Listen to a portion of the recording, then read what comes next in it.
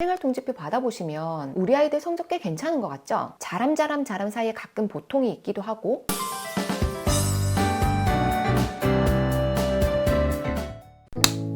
안녕하세요. 어디든 학교의 하유정입니다. 바쁘게 신학기를 맞이하는 사이에 2021년 학생평가와 관련된 계획과 지침이 내려와 있네요. 그래서 이번 시간에는 초등학교 학생평가는 어떻게 진행되는지 알아보고 우리 세대랑 달라진 평가의 방향을 살펴보면서 왜 이렇게 방향이 전환되었는지 알아본다면 우리가 아이들을 교육하는 방향도 거기에 맞춰서 한번 잡아볼 수 있겠죠. 제가 요즘에 가장 관심을 가지고 보는 분야가 미래사회에 적합한 인재상이거든요. 미래지향적인 교육 그리고 미래사회에 적합한 인재상을 우리 평가의 트렌드의 방향성과 일치하는 것을 알 수 있어요. 그렇다면 우리 세대가 학습자였던 그 시기의 평가 방향과 지금의 평가가 어떻게 변화되었는지 한번 살펴보면서 왜 그렇게 바뀌게 되었는지 우리 초등공부 그리고 초등공부를 넘어서 긴 기간 동안의 큰 그림을 한번 잡아보도록 해요. 요즘 아이들 성적표 보셨죠? 우리 때는 전교 몇 명 중에서 몇 등 했다 과목별로 막 등수가 나오고 그랬잖아요. 요즘에는 반에서 몇 등 이런 것도 당연히 나오지 않고 극히야 100점 만점에 몇 점이다 이런 것도 기록이 되지 않아요. 평가 방향이 이렇게 바뀐 것은 한마디로 말해서 결과 중심, 넌 몇 등, 너는 몇 점 이런 결과 중심에서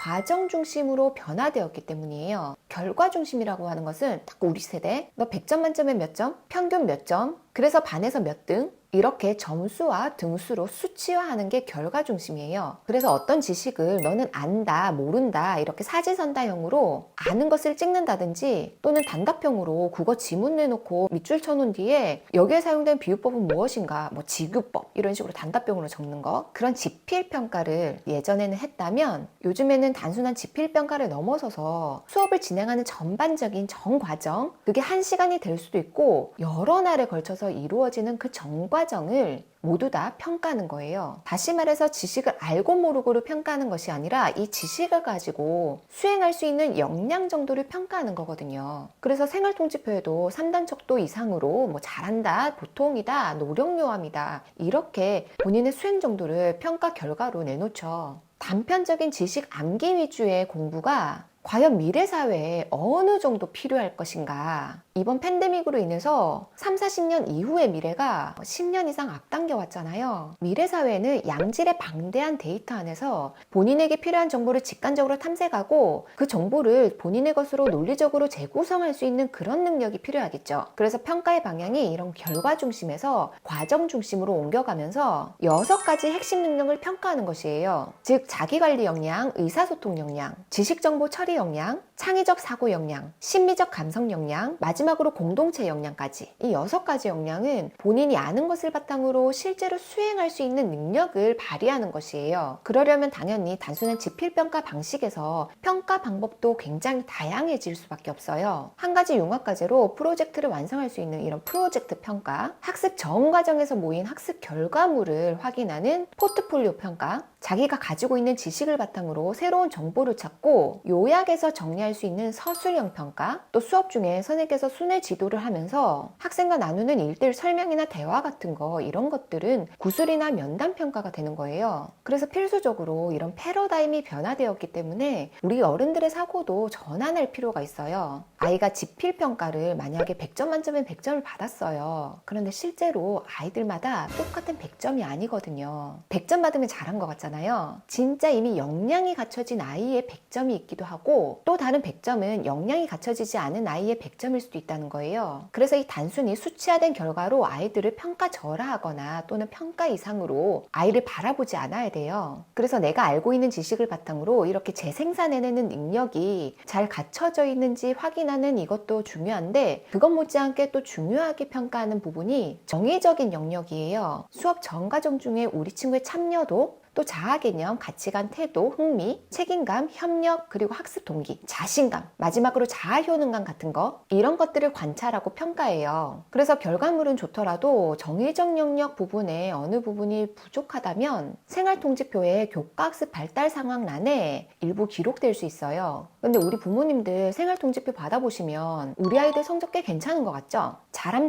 사이에 가끔 보통이 있기도 하고 노령요함은 잘 없기도 하잖아요. 그게 왜 그러냐면 초등평가의 의도가 아이들의 점수나 등수를 매기기 위해서 평가를 하는 것이 전혀 아니고 아이들을 성장시키기 위한 하나의 도구로 쓰이거든요. 그래서 이번 결과물이 만약에 좋지 않았어요. 그걸로 끝내는 게 아니라 계속해서 학교에서 피드백을 해요. 너는 이런 부분이 강점이고 너는 이런 부분이 약점이니까 약점 부분을 메워보자. 그 아이에게 유의미한 피드백을 주고 또 그 아이는 조금 성장하겠죠. 그런 성장하고 성장하는 여러 번의 재평가 과정을 거치면서 아이들의 성장 정도를 결과로 보내드리는 거거든요. 그래서 진정한 성장 그리고 성취도라고 하는 것은 다른 친구들이랑 비교해서 나는 반에서 15등 이런 게 아니라 내가 지난번에 낸 첫 번째 결과물은 노령요함 수준이었는데 조금 더 나아져서 보통의 수준, 더 나아져서 잘함의 수준으로 끌어올리는 게 그게 바로 성장이겠죠. 그래서 이렇게 양적인 평가, 상대적인 평가, 결과적인 평가 이런 것들을 지향하고 학습 전 과정에서 아이들이 성장할 수 있도록 수업과 평가가